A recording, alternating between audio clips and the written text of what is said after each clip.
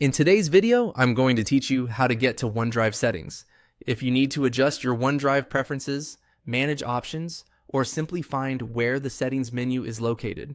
This is a very quick process once you know where to look. I'll walk you through it clearly so you can follow along without any confusion.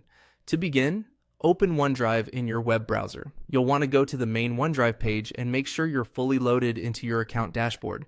This is the area where you can see your files, folders, and the main navigation options.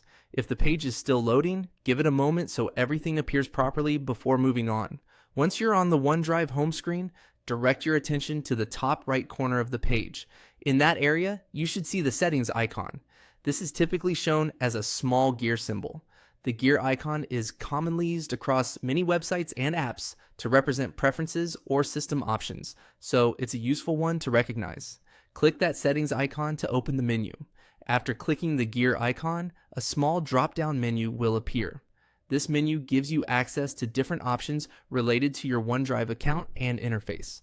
From that menu, click on Settings. That will take you into the section where you can view and manage your OneDrive settings. And that's it.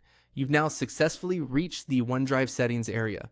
As a quick tip, if you ever return to OneDrive later and need to find this section again, just remember the path.